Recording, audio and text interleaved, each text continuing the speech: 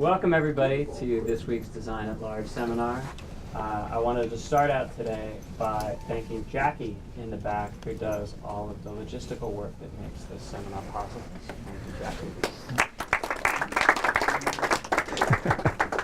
And so the fact that all of the speakers actually show up and have a place to stay is because of her. And this week's speaker is Darren Gergle. I really like Darren's research. I really like reading his papers. He's an eminently clear thinker. And as many of you who are also taking my graduate class know, writing eminently clear papers is a really hard thing to do. And I've always liked Darren's work, and I think you'll see why in his talk today. He's worked for a number of years on collaboration in online environments, which I think is one of the most important problems to be tackling right now. It's ubiquitous in different forms. And he's worked both on small group collaboration, things like video conferencing, and what are the differences between remote and co-located work. He's also done a lot of work, more recently, especially on large online collaboration, and that's what he's going to be talking about today. He's currently an associate professor at Northwestern in the communication department, where he helps lead the technology and social behavior program. And so if those of you are interested in heading to graduate school, that's a good program to think about.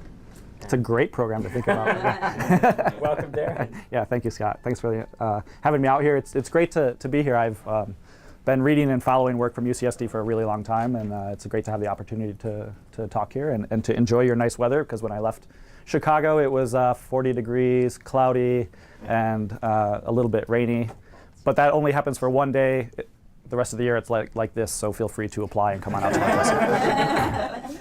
class. So the work that I want to present today, it really stems from a larger project in my lab that we've been working on lately, where what we're trying to do is to mine and understand data from these large-scale global user-generated content repositories. And then we want to take that information and leverage it to develop new types of technologies. And for today's talk, I'm going to focus on work we've been doing really in the last couple of years that focuses particularly on how language and language-based cultures influence the form of the information that gets put into these repositories, and how that can ultimately be consumed and used by technologies, and also provide new ways of designing around that. So Wikipedia is what I want to focus on here, and you might be sighing now. Normally I hear the Wikipedia talk, another Wikipedia talk. Hopefully that won't happen here. I think this is a little more exciting than the typical Wikipedia talks. Awesome, fantastic. So the thing about Wikipedia is I would argue that it's actually one of our most important resources right now, information resources. And I don't mean this in a scholarly way. It's not where we go to read our deepest sort of journal kind of articles, but it's a place where everybody goes to, where lots of people go to from all around the world for sort of their first exposure to a piece of information, for their first kind of thing to learn about some historical event, some person, some algorithm even. We tend to go to Wikipedia a lot and get kind of that cursory sort of overview of it. And I think in this way it serves a really critical component and a source of information for a lot of people around the world. And as a result of this, Wikipedia has been investigated by a lot of different researchers. I think in part because of its prominence, because of the availability of it, it's getting explored by a lot of different researchers. And they've looked at things like coordination and collaboration processes that happen in these environments. How do we get people to participate and contribute to Wikipedia? How do we maintain that community over time? And then there's been studies that look at more of the information as almost an artifact. So things like topical coverage and biases that are in the information that's presented. It's primarily white males from the age of 20 to 30 that are putting in the content. What does that mean for the information that's being put in and the representations that we have? A number of studies that have been looking at Wikipedia on those areas. Another thing is then, too, Wikipedia has become really important in the last few years as the brains of a lot of AI and natural language processing algorithms. Right? So a second thing that's happening is things like explicit semantic analysis, or Dan Weld and his group up at UW are doing things like information arbitrage, where they're trying to do translation systems that are bringing information across different language editions. And so the basis of that is often that it's working on a language version of Wikipedia and the data structures that are kind of encapsulated there. So the information is a really important repository for these AI and NLP applications. Yeah, one of the things that we've been critiquing in our work and that we've been focusing on is that almost all of this work has been done exclusively on the English version of Wikipedia. Yet there exists over 275 different language editions of Wikipedia. So we have this huge, massive, some would argue parallel or maybe not so parallel corpus of all of this stuff, different information across all of these different environments. And I would argue that as a result of the focus on the English Wikipedia, and this is somewhat implicit and I would argue problematic, an assumption of that prior work is that people from different parts of the world that speak different languages have or should essentially have access to the same information. They participate and coordinate in similar ways. And basically that by just studying the English version, we're over attributing these to other cultures and other environments and other languages and other repositories, right? And so I think this is a critical challenge that we need to be thinking about when we both build and understand these systems and build new technologies based off of them. Why else is this important? And to sort of frame this a little bit in this sort of design at large context, I think there's things we need to be thinking about when we're working in these large-scale user-generated repository environments and the access that people have to these environments. So equal information access is something that's really critically important when we're starting to think about designing for global environments, right? So if language is a fracturing effect. If you don't speak a language, you can't get access to that information. So what does it mean to have this really prominent repository in English when we can't access it from if we only speak French or German or some other language? Second, we want to think about in our systems ways to design and retain the potentially diverse perspectives that we have and really provide truly global coverage across all of this information. And this is really important if the goal of Wikipedia is to represent all of the world's knowledge, right? We don't just want the Western English view of the world's knowledge. We want a global representation of that. And then finally, it's something I think is becoming really important now and that people are starting to talk about a lot, both computer scientists and social scientists, is this idea that we need to have a deeper, better understanding of algorithmic biases and what the role of these might play in the information that gets structured, its representation, and ultimately influences its consumption. So if we think about something like relatedness of entities, hello? If we think about relatedness of entities in two different languages, and they come through, and that has to do with the ranking or the structuring of the information. We could be putting information out there, like imagine we do a search and we get a listing of a response of all the different things that are related to that. The way they're structured and the way they're ordered can influence our subsequent consumption and the formulation that we have about a space or an environment that we're interested in reading about. Okay. And so to do this, I think we need new perspectives, new methods, and new tools. And that's what I want to talk about today. So we've been working over the past few years. Do you know where that's coming from? Sorry to interrupt everybody. That's OK. Got it. I don't think I did anything. You blocked the slide, but that's OK. So for the last few years, I want to do three things in this talk. What's the window thing? I'm just going to keep going, and you can go with for that. We want to develop new ways to study the diversity coverage of diversity across different language editions of Wikipedia. So we want to try to understand to what extent diversity exists in these different language editions. In the second part of the talk, I'm going to demonstrate what effects of this coverage bias or potential coverage biases, I've given a little bit of a lead into what I think we're going to find in the first part, might have on end user technologies. And then I want to talk in the third part about something I've been really sort of adamant in our lab about doing, which is not to just sort of poo-poo this and say, oh, this is, terrible problems that we have, but actually provide some new ways of thinking about developing technologies that make use of these diversity representations and present them in new forms and new novel technologies. And so I'm going to present a system we built called Amnapedia to show how we've been working on that. Okay. So the beginning research question that we had was just to even assess, nobody really knew at the time, what extent the diversity exists among these different Wikipedia language editions. And to simplify this, I'm going to think about two different kind of hypotheses we could have in this space. So the global consensus perspective, or the global consensus hypothesis, is really the idea that every language's encyclopedic world knowledge has roughly the same set of concepts, and it presents that information in roughly the same way regardless of language. And this is actually an implicit assumption in a lot of our technological systems that do things like information arbitrage or calculate semantic relatedness and then translate afterwards, right? So they think if they use the basis of a repository, it'll have the same kind of result coming out of it. The opposite of this, or sort of the other end of the extreme, is what I'm going to call the global diversity hypothesis. And this is that the information contained in these repositories, whether it's English or Chinese or Swedish or whatever, is very, very different, right? We expect very different information and different relations amongst these data. And so these are two extremes. The truth is obviously probably somewhere in the middle, but I want to set this up as kind of our understanding going forward. And it's important to say that a lot of computer science implicitly assumes this in the way that it works. Almost every social scientist implicitly assumes this in the way that we culturally represent and establish and think about and have knowledge, right? So we're kind of at odds between those two, and that's something that I think is, for me, just sort of an interesting problem to have. So a little bit of jargon before we move forward. I'm going to talk about looking at these Wikipedia pages, and I'm going to talk about thinking about diversity at two different levels. What we call the concept level, which is, does the page exist? Think of this as the page title. So here we have the page on chocolate in the English Wikipedia and the page on chocolate in the German Wikipedia. So if the page exists, we're talking about this as the article topic or the concept level. And then what I would refer to as the subconcept level, or the body, the content that's being written about each of those. And we can have diversity of what's being represented at these two levels. Okay? So for the first study, what we were focusing on was concept level diversity. Do these different pages exist across the languages? And to do this, we have a rather large corpus that we pulled together. So we had 25 different language editions that we worked on, and this was around a 2009, end of 2009, beginning of 2010 data dump. So we had 25 language editions, about 18 million articles, and about 1 billion links that we were working on and processing across these language editions. English was the largest of these dumps, and it was 4 million articles at the time and around 295 million links. Hebrew was the smallest. It was only 142,000 pages and only 10 million links. Right? So even our smallest is still pretty large. But to assess the diversity that's existing, we need a methodology here, and we need to be able to develop a way of aligning pages in different languages to know that they're sort of talking about or meaning the same thing.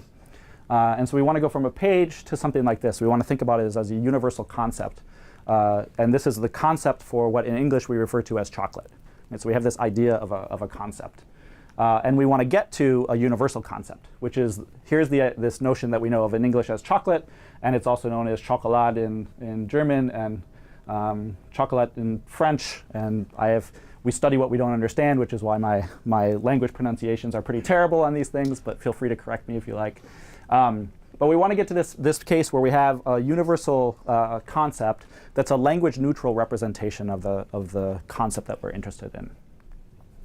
And one of the things that we do to do this is we harvest what's on Wikipedia are known as interlanguage links. So there's a gigantic interlanguage link graph in Wikipedia.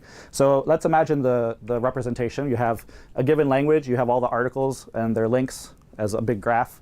You then have these in multiple languages, and the interlanguage links basically tie these different graphs together. Right? So we're going to be making use of these. And so if you go to any Wikipedia page and you look down the left-hand side, you'll see the different languages. These are links, interlanguage links that have been put in by the user community that say this page in chocolate is the same as this other page in this other language. Okay? So what this allows us to do, and I think one of the reasons this is kind of a powerful approach to think about what we call hyperlingual approaches, which are to think about multiple languages at once as opposed to in a pairwise fashion, is it allows us to construct these universal concept IDs.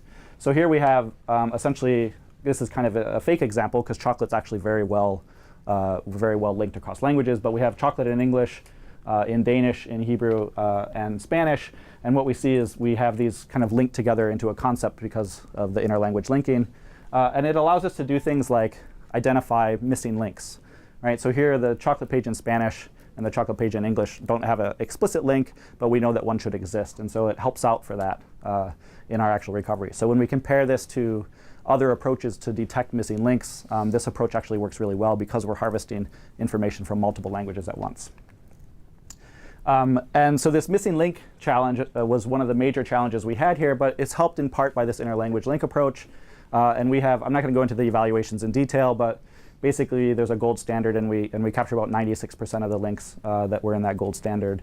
And we do about as well on a wikification approaches where we strip out all the links and then we test if we can refine them again as the single language wikification algorithms do as well. So we're kind of on par with the state of the art, only going into a hyperlingual space. The second major challenge, and I think this is a kind of an interesting one and an important one, is what's called the Conceptual Drift challenge. And the other thing that we noticed when we started to do this work is assessment becomes really hard. We can't just assess these in the same way that you can do with a single language speaker. We're doing hyperlingual. We want to know the mapping between English and French, but we also want to know French to German, German to Chinese, Chinese to English. It becomes a really big problem. And so the way of using human evaluation becomes really taxed, right, if we want to test for the clarity of these concepts. But we still did a form of bilingual human evaluation here where we found that less than 5% of the links were missing in this approach, and we had almost 0 incorrect links. So we're not gathering extra pieces. But conceptual drift is the side effect of this interlanguage link graph, and it causes this problem that we have to remedy. So I'm going to talk through that a little bit. So the idea with conceptual drift, it really stems from this well-known finding in cognitive science that the boundaries of concepts vary a lot by language and by different language cultures and language groups. And you can think of this as the equivalent of kind of a semantic version of the game telephone. So does everybody know that game telephone? So if I was to go up and whisper to John, San Diego, and then he would whisper all the way through the crowd, and then it would kind of come back to me, it would be, change into sort of man and Pedro, and then how'd your day go by the time it gets back to me, right? So this notion of telephone is that you have this sort of drift and this movement as you're moving through people. We have the same form and a kind of a semantic form happening through the language graph.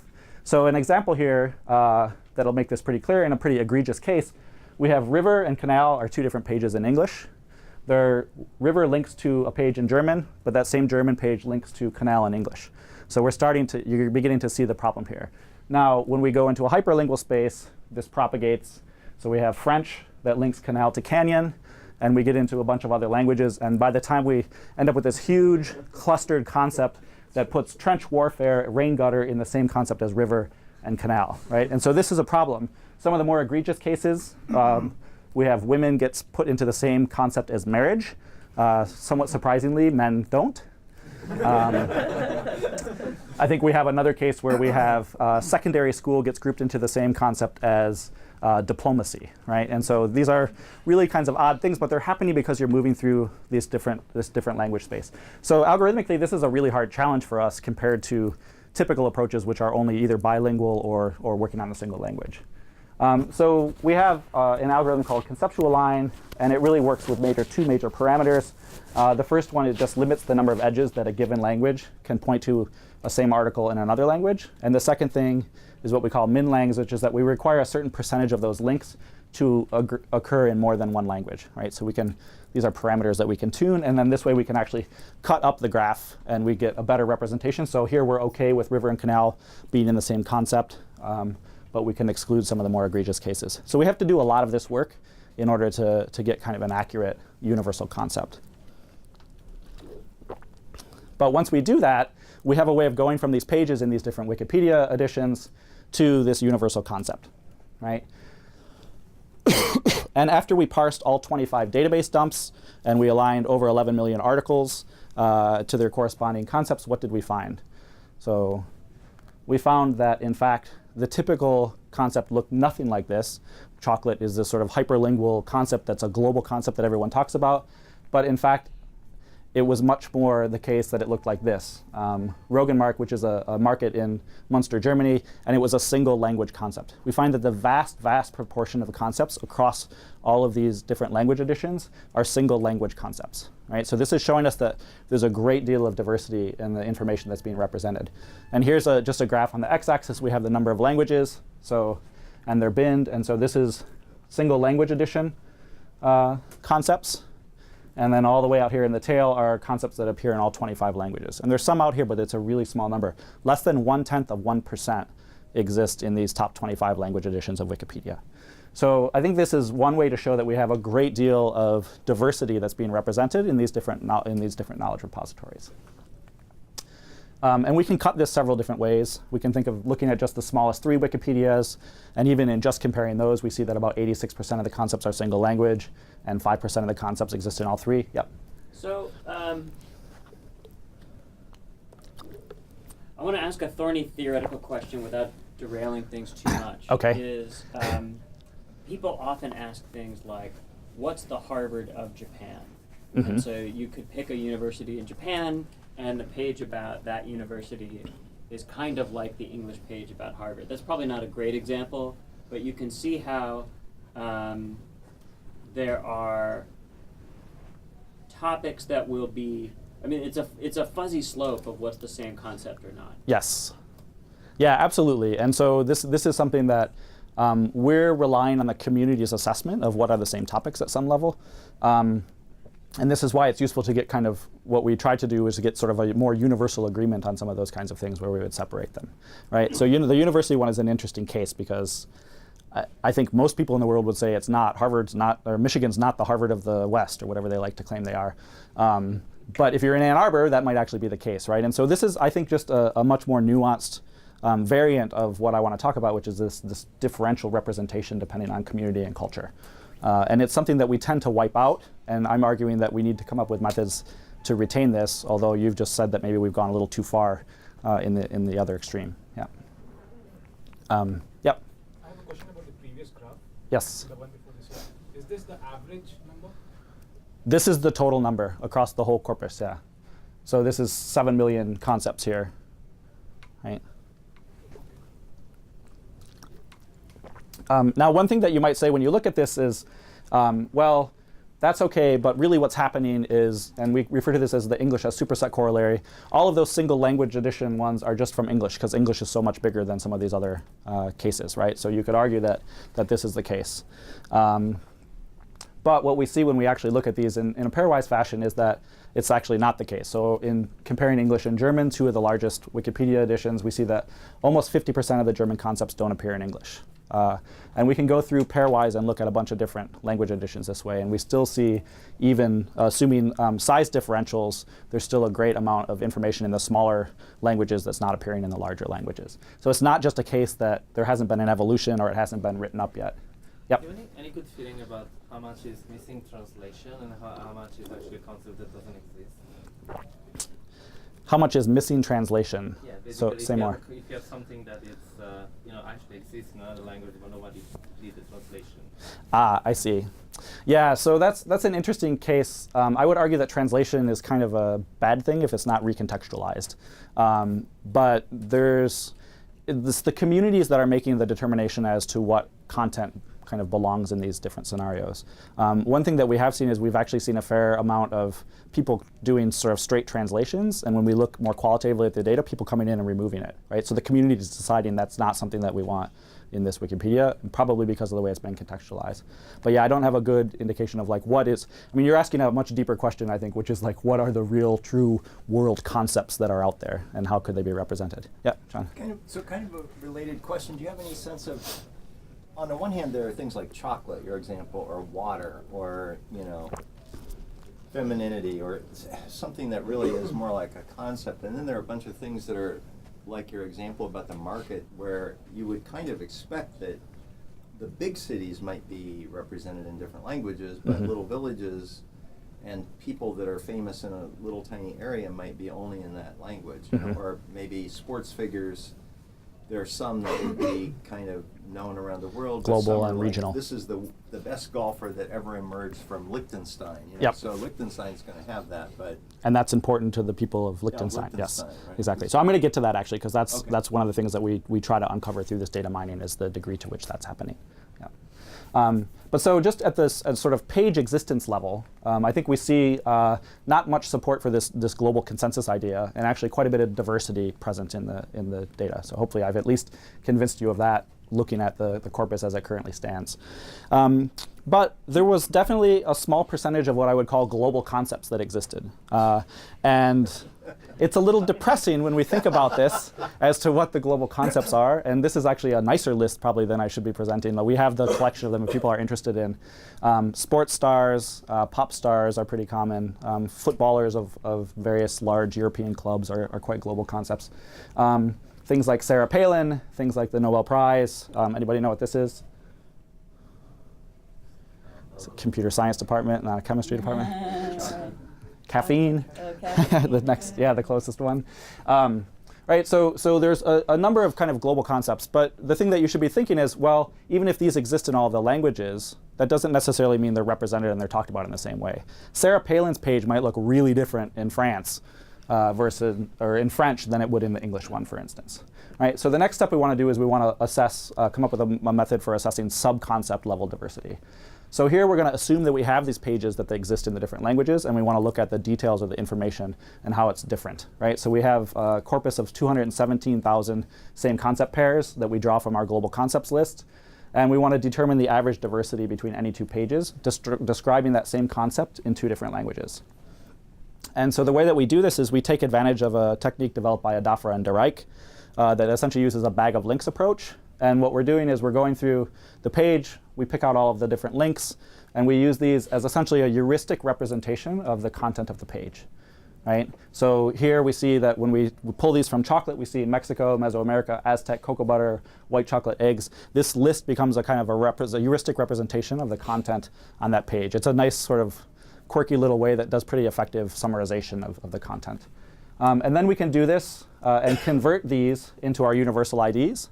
And that becomes important because when we move into the hyperlingual space, now we have our ID representations on all of our different languages. So we have the chocolate page in English, the chocolate page in Hebrew, the chocolate page in Spanish, and we can begin to use this as a way to assess subconcept or page content diversity.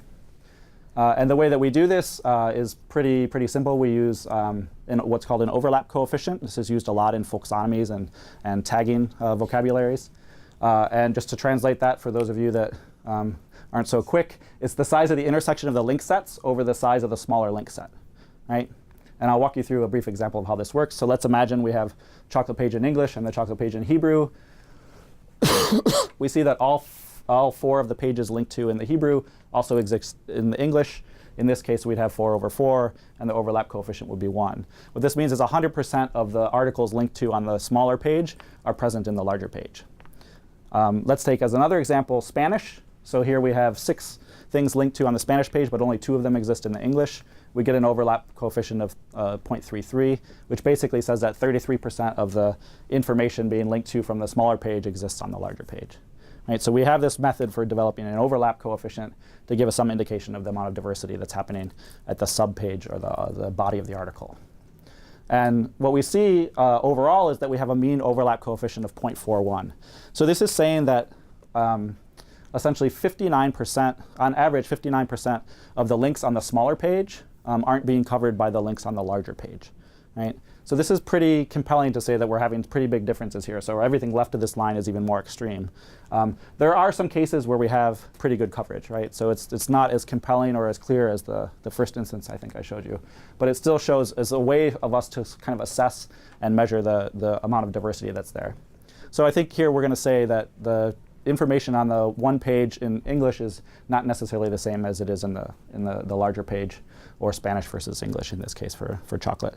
So here we would also, I would argue, we have not much support for this global consensus hypothesis, but much more support for global diversity. So everybody with me so far? Okay.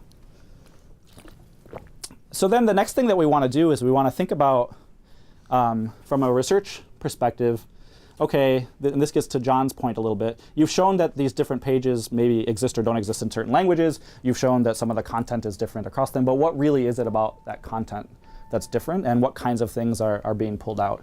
So in this third study, what we really wanted to do was we were looking at something that is known in geography as the Tobler's first law. So Tobler's first law basically says that things that are close are related, but everything in the world is related, but things that are close are more related, right? So it's this notion of things that we have around us are going to be more related than things are sort of further away, and they're going to be more meaningful to us. So this is a little bit to John's Lichtenstein point, right? And so we want to, in this study, examine as a potential source of this subconcept diversity, the degree to which the language-based cultures center their descriptions and their references on entities that exist in a regional context. And I really like this example from the New Yorker. Have people seen this before? So this is the New Yorker's view of the world, right? And so this is the New Yorker. This is Wendy, who's spent a lot of time in New York, standing at 9th Avenue, and she can then see 10th Avenue, and there's a whole bunch of detail kind of like here close by. You get to 9th, and the Hudson is kind of like, right, kind of a mish. Then you have the Hudson River. You have this little sliver of Jersey, which is like not so nice. And then Chicago, fortunately for me, makes the map. LA does, but sorry, San Diego, you didn't quite get there. Pacific Ocean, Japan, China, Russia, right? So as you get further and further away, you get less information and less kind of regional context. And so what we wanted to do was test if this was something that was happening in these different language editions. And the way that we're going to do this is we use some techniques from geographic information sciences to allow us to assess this. So a lot of Wikipedia pages are geotagged. So if you look at a Wikipedia page, it has there's a whole user group that's really, really adamant about putting in accurate latitude and longitudes. Do we have any of you in the audience? No? Any geocachers in the audience? Because I know you're basically the same person. We're all at the beach. Yeah. Okay. Yeah. I guess you're all at the beach. So we have the latitudes and longitude. Of the This- origin of the page? No, this is the location of the entity being represented on the page. Okay. So So it would be a place or an entity that has a spatial element to it, right? And so this is the location of that. So you get into some problems of like if a state, they often use the centroid, right, as kind of the metric of it. And we've written some papers on what that level of fidelity means for the interpretations you can make. But I'm going to kind of gloss over that for now. But what we have is around 9 million geotagged articles in the multilingual Wikipedias, around 217 million links, and 15 different Wikipedia language editions that we did. And you can see here you get pretty good global coverage. Obviously, it leans a little bit more towards highly populous areas, but they're pages that are representing entities pretty much around the world that serve as part of this corpus. So what we do is we use a technique called spatial in-degree sums. And so the way that this works is you can define any boundary you want. You basically have a geometry or a boundary that you're interested in looking at. So in this case, we're going to think of Poland as the boundary. And then you have entities or pages that exist within those regions. So we have Szczecin and Warsaw as two cities within Poland. And then what a spatial in-degree sum is going to do is it's going to look across the whole Wikipedia, and it's going to find all of the different pages that link to entities that exist within this spatial domain, right? So in this case, we have things like Pope John Paul II linking into Warsaw, having a link to Warsaw. We have the Hebrew language linking into Warsaw. Red Army and Szczecin are linked. And what we can then do is we do a sum over all of the entities that are related to this geographic space. So in the Polish Wikipedia, if these were the entities that linked in, we'd have an in-degree sum of 8, right?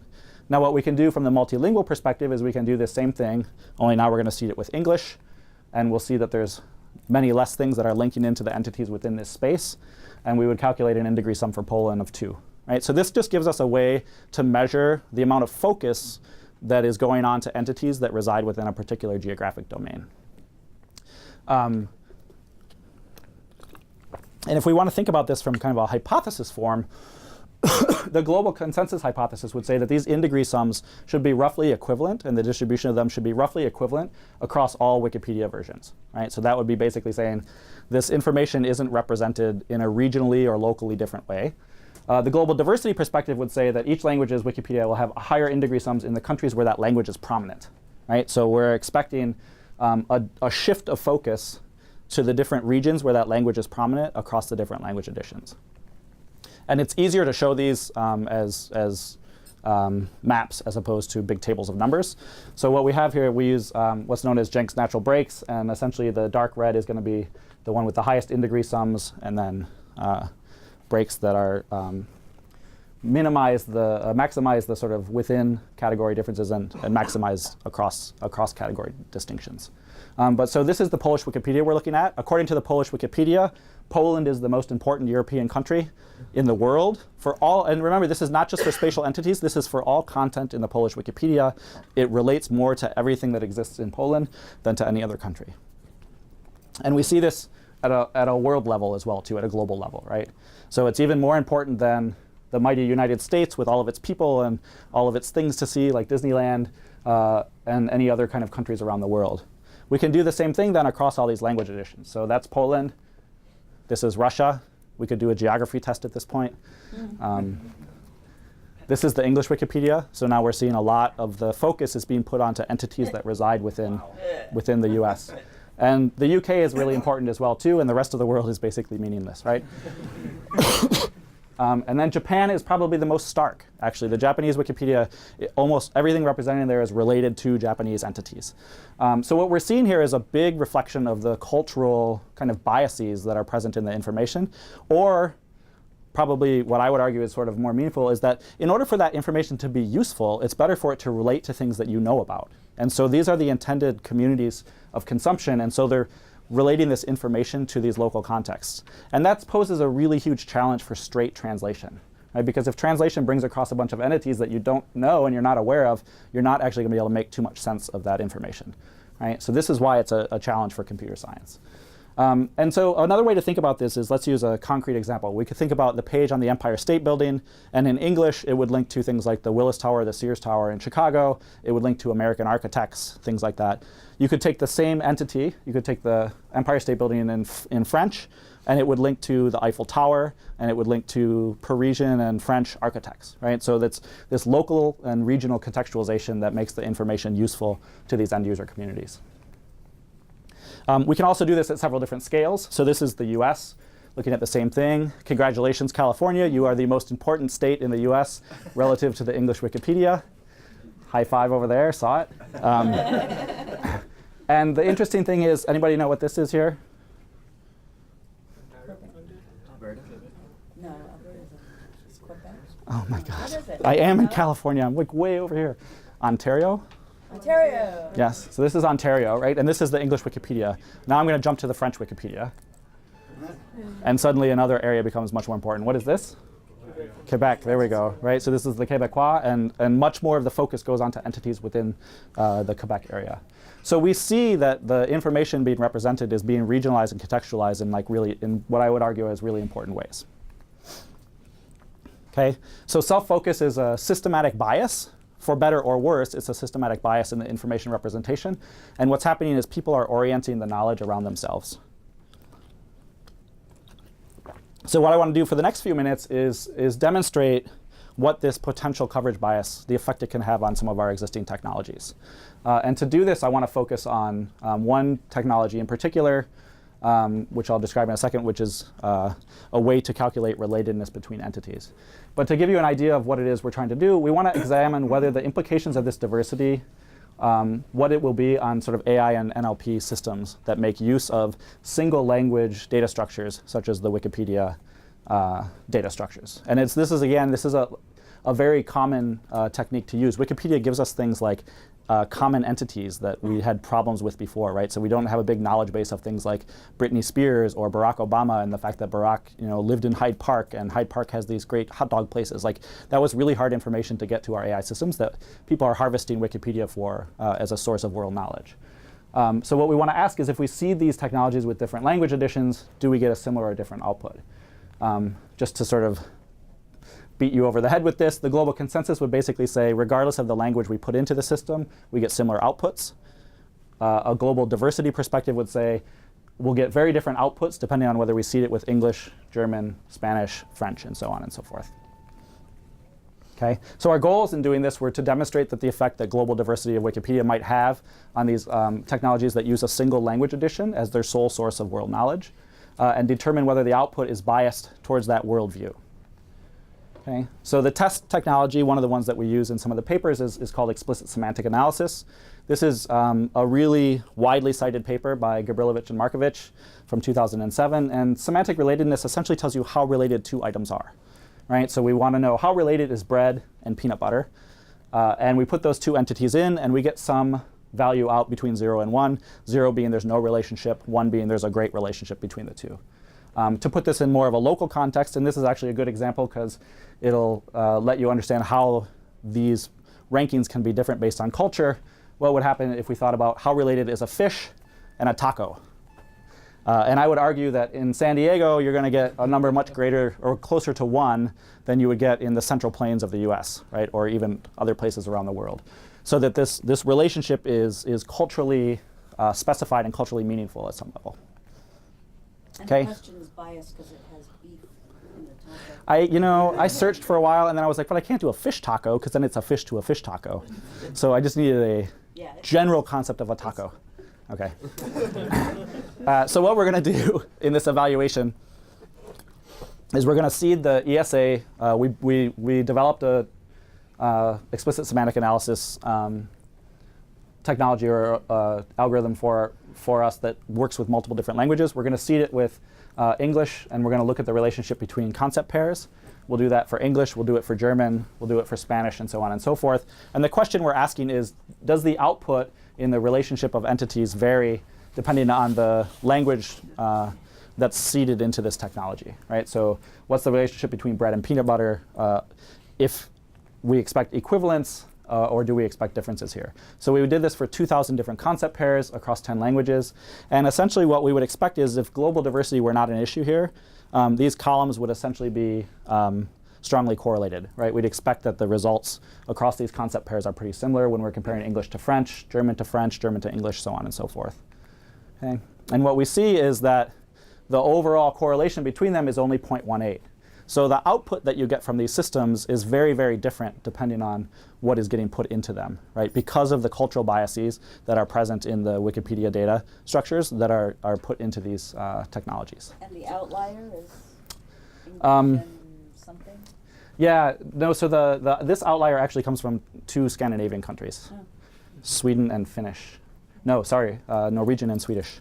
So that Yeah. R value is basically the odds that fish links to taco in another language of Wikipedia.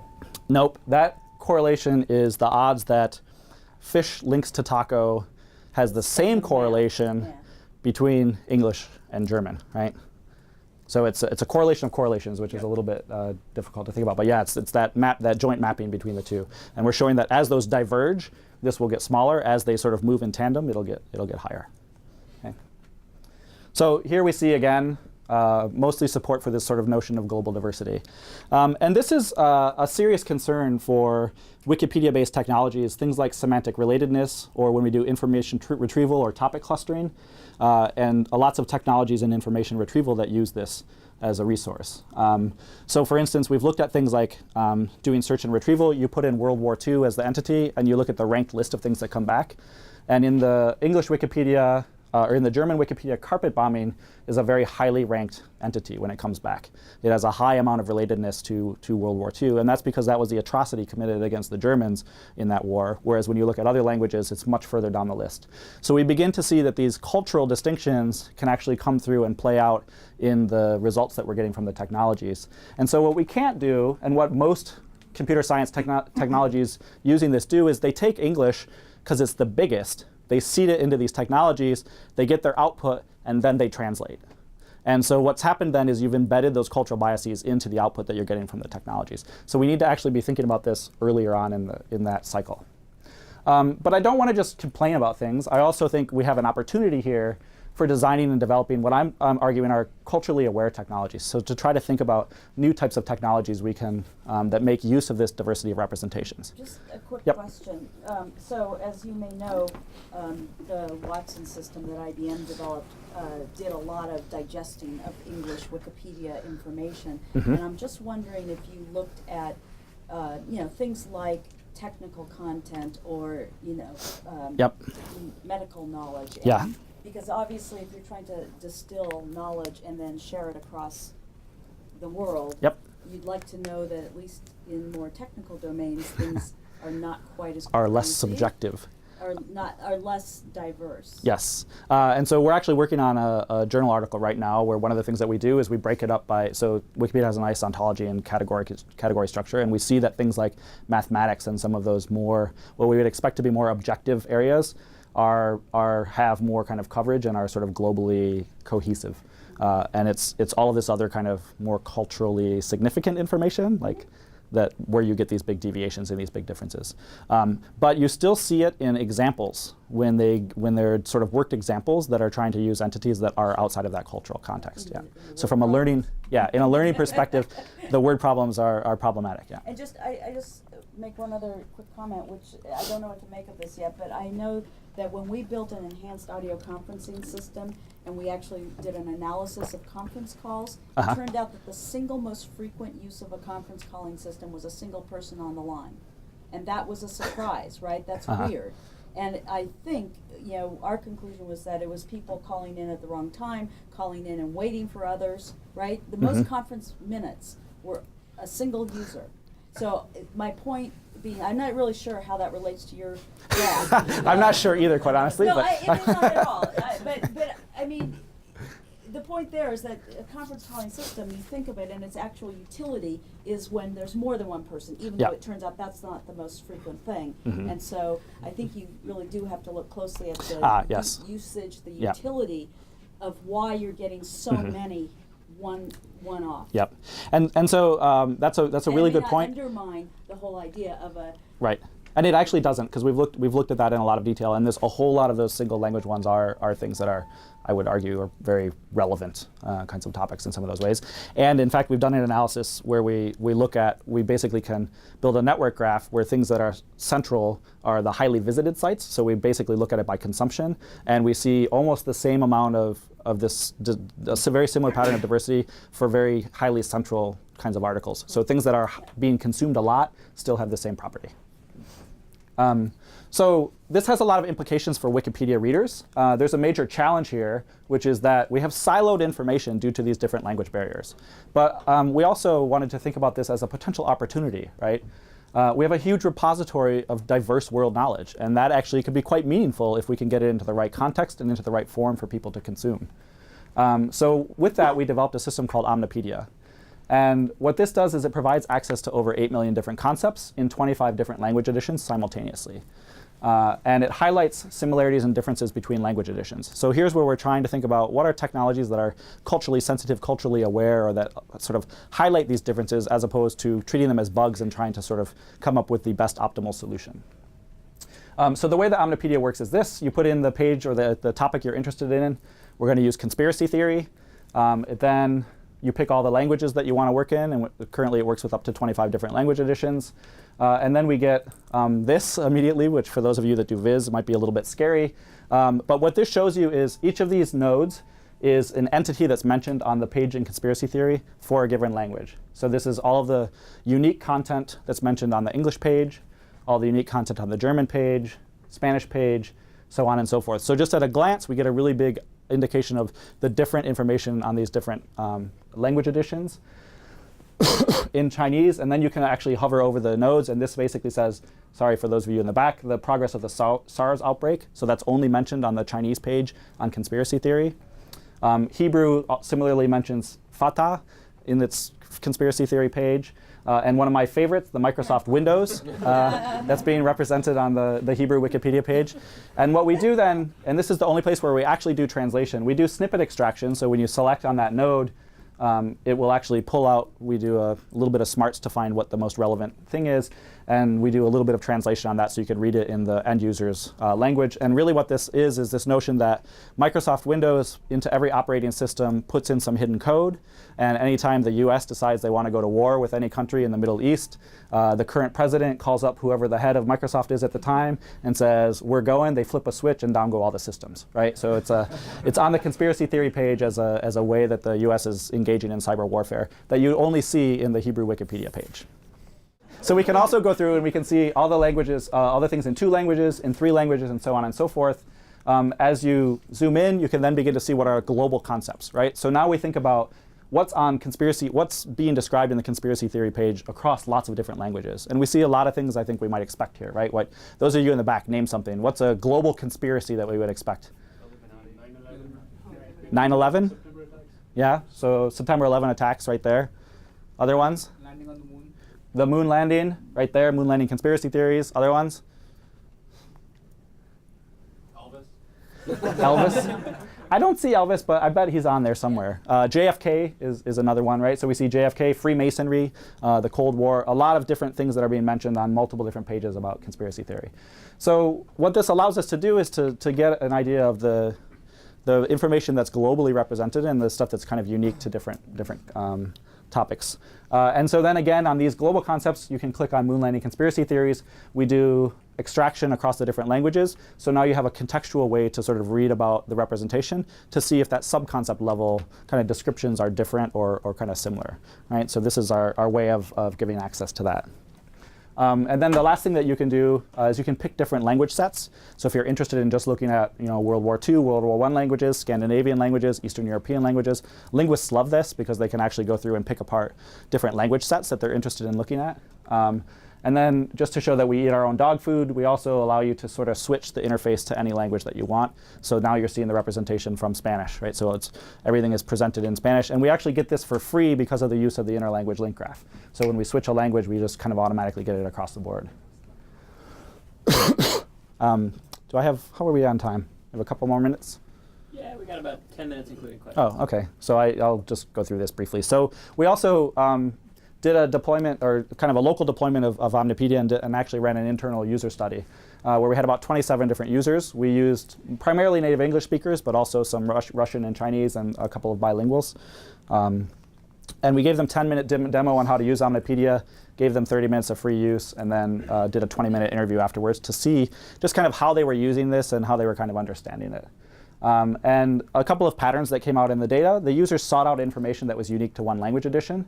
So we had one woman who came in and she wanted to know whether one culture's view of a certain aspect of beauty maybe existed that she didn't know about. So she put in beauty, and then she looked and she saw that in Japanese there was a discussion about Latin. And when you look at this, it's a description of how the Japanese language treats beauty differently than traditional Latin and Greek views on beauty. And then she went over to English and she saw things like lookism, which is essentially racism that's based on looks. Good-looking people get more. They have better, easier times in life. They get paid more. There's actually quite a bit of data that suggests some of that.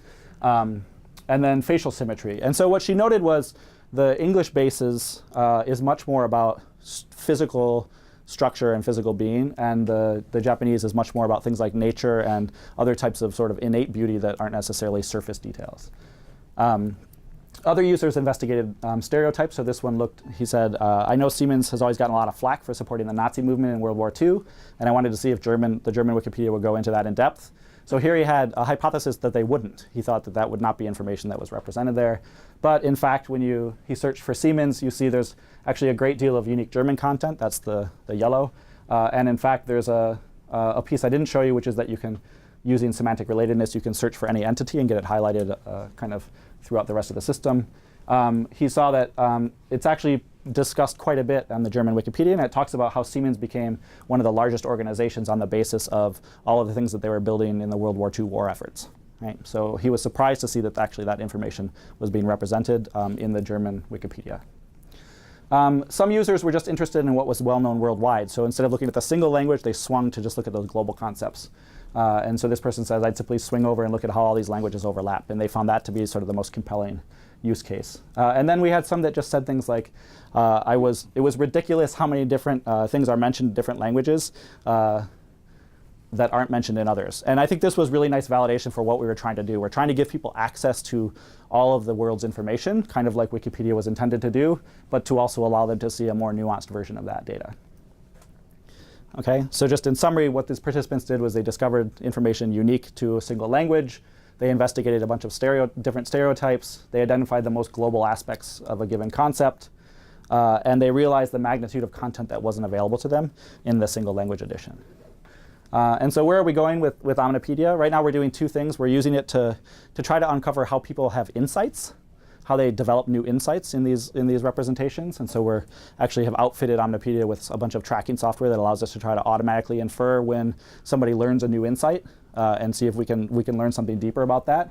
And we're also building it out for a large-scale deployment, working with Google so that we can launch this and do a real large-scale, wide-scale deployment of the technology. So just to kind of summarize here, I first showed, I think, the first part of this, which was empirical work to demonstrate the great deal of diversity that exists across the different Wikipedia language editions. We showed this exists at both the concept and sub-concept level, and a lot of it has to do with regionalization and localization of that content. We then showed how this bias can influence technologies, in particular explicit semantic analysis. And then finally I showed you Amnapedia, which is what we're thinking of as a new approach to designing social technologies that retain and make salient these different perspectives and these different views on the information. And then just to close, I would be completely remiss if I didn't mention my two graduate students that worked on this, both of which have a PhD after their name. So Brent Hecht, who's absolutely wonderful and did a lot of the back-end work on this system. He's now a professor at the University of Minnesota in computer science.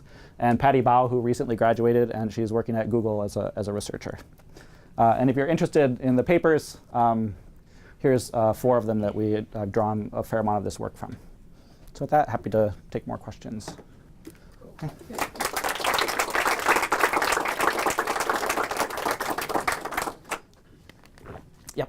I was just wondering the effect for smaller countries. I saw you mentioned Denmark a couple of times. That's where I'm from. Yeah. And yeah, we use lots of single language concepts on our wiki because our wiki is terribly small. We pretty much rely on the English version for everything already. So there's lots of concepts we don't bother translating. Yeah.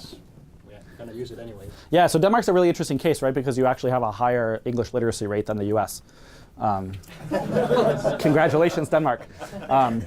So you actually, I mean, it's interesting. So the Danish, and one of the things we've been doing is we've been trying to do some studies, more qualitative studies, where we're going around and like trying to interview people around the world who are editors for these and people who are consumers and users of them to see how they use these in tandem. And I think your case is a very interesting one where because of the high literacy rate in English, you can go to English and you can consume it and you can get the information. And so the Danish is basically for purely Danish kinds of things, right? Things that either sort of stand out or that are regional to the point that they might not make it into the English Wikipedia. And so it's an interesting case, and it's one of the ones that stands out a little bit more from some of the other language editions, because I think I would argue both it's high fluency in English and it's sort of smaller scale and smaller size. Yeah. Yep. In one of your earlier slides, you had a picture of the different concepts that were universal across different languages. So Uh-huh. there's IBM, Sarapalian, those sorts of things. Uh-huh. And overall, I felt like those were more things that entered languages more recently overall. So did you look at time as a predictor of cross-cultural similarities amongst different concepts? We haven't. That's a great point, though. We should certainly do that. So almost like. Especially with the conceptual drift concept, like if things Yep. entered earlier or different times, they entered at the same time, then Yep. points would be very similar. And so there's two things I think you're saying. One is sort of the recency of the entities themselves, right? So common events, more recent events, yeah. And so that would be a good way. We haven't really cut the data that way. The thing that we have done is we've taken a time slice in 2009, a time slice in 2010, and a recent time slice in 2012, and we've looked at this. And basically what some people would propose is that English is this big one and everything else is going to catch up to it, but everything's been growing at a pretty similar rate. And these distributions are pretty much the same that we're seeing, just kind of growing overall. So we're still seeing the same kind of differentials happening, but growth is pretty equivalent across the different systems. Yeah.